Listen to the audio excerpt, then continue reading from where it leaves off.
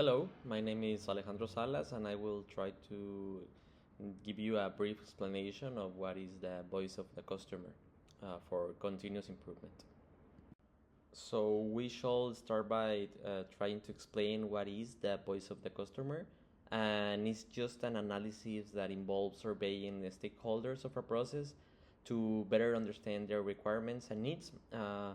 This is the most important for companies nowadays because customers are the ones that set expectation on products or services. So if they are happy with the product, the customer will be loyal to the brand most likely and keep buying the products. If they don't like the outcomes that they're getting, even if the company thinks that the quality is getting achieved, but if the customer thinks that this is not the case, they will stop buying the products and the company will have to um, better look into the products and redesign them to be able to fit these customer necessities. We have two types of voice of the customer data. The one that it's reactive, where the data arrives regardless of whether the organization collects it or not. Some of these are complaints. And also we have a proactive voice of customer data that arrives only if it's collected by personnel of the organization. So some examples of these are the focus groups or surveys that the companies make to better know what's the position of the brand through the customer's mind.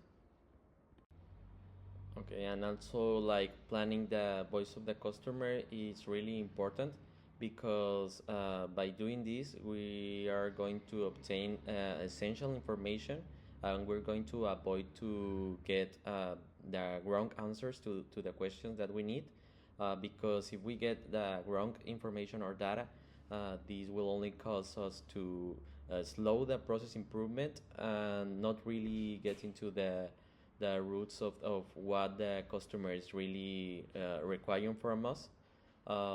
So we have to do this by choosing the stakeholders within each market segment to interview, creating interview questions, setting up the interviews, assigning interviews to team members. Then we now with this data, we are already ready to establish some CTQs, which are an acronym for critical to quality characteristic of a product, service, or process. And we have to remind that these are only defined by the customer and not from the process perspective. So as I mentioned before, the quality standards are established by the targeted customers. So if the outcomes don't satisfy the customer needs, it will become a pointless process and the company will disappear because the customers will no longer be buying these products or services because they are not going to need them to work for them. Then, to better explain all this, I set up some examples. In the first one, we have an angry customer at a restaurant. So she's angry because she was on a 20 plus minute waiting, and also when she received the food, it was cold. Okay, so we call this reactive voice of the customer because this kind of data gets to the company without requiring this data to be gathered. So this was in form of a complaint. So for example, for um, this plan, we didn't define or segmented the market, nor did we plan the VOC, but we did collect the data and organize it and interpret the data. So we now have some CTQs that will help us to recognize the opportunity.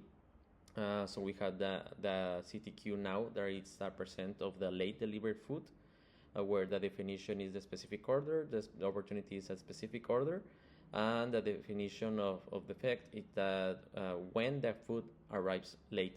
So we know that's where the problem is happening and the variation is going on.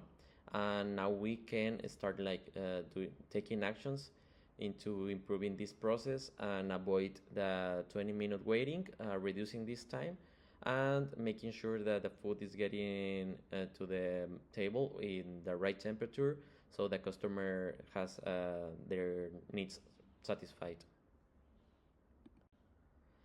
In the second example, we have the beverage company that conducts a focus group. So in this case, the company that is selling the beverages wants to know what is the position of the brand in the market. They want to know what is the product perception and what is the quality that it's desired to be achieved.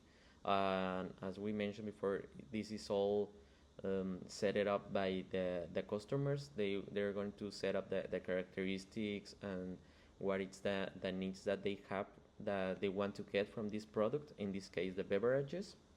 uh, so different than the previous case, in this one we have that we already defined the segment on market.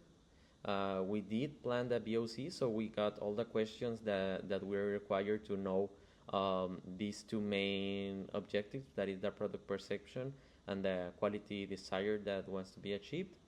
And with all this information that we got from these questions from the focus group, from the little interview, we got that now the CTQ is the percentage of customers that are happy with the product, where the definition is the specific focus group, and the opportunity is the same specific focus group, and the definition of a defect, it's when the product quality is not met the criteria that this focus group has already established in this little meeting.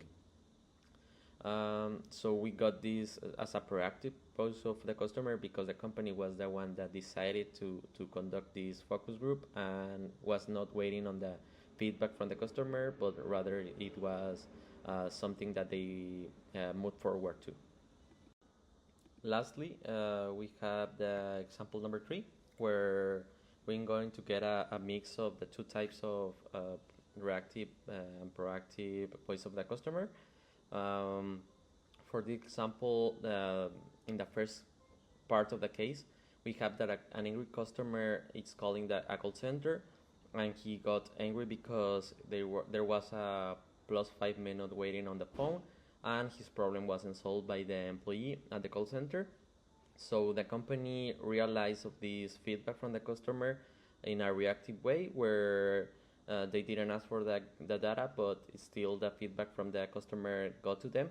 So we didn't have the defined segment of the market or the plan of the BOC, but we did got the collect of the data and organization and interpretation of the data. With this organization and interpretation, the company realized that they had to be a little bit more proactive with this case, and started to gather data from other sources, like being more proactive and mailing surveys to customers from the last 3 months, so they could be able to really see the actual perception from the customers to the call center and see if the problems was like being solved by the employees, and also by setting up some group interviews. With all these actions, they were able to now create a CDQ chart and define it as the percentage of problems being solved, where the definition is in the specific phone call, the opportunity is in a specific phone call, and the definition of a defect is when a problem is not getting solved by the employees, which may lead to taking actions like more training from the employees, or seeing what is the really root from the problems that they are not getting into solving the necessities of the customers, and taking some more actions and improving all the process as a whole. Now we have the references of this presentation, and that will be all. Thank you.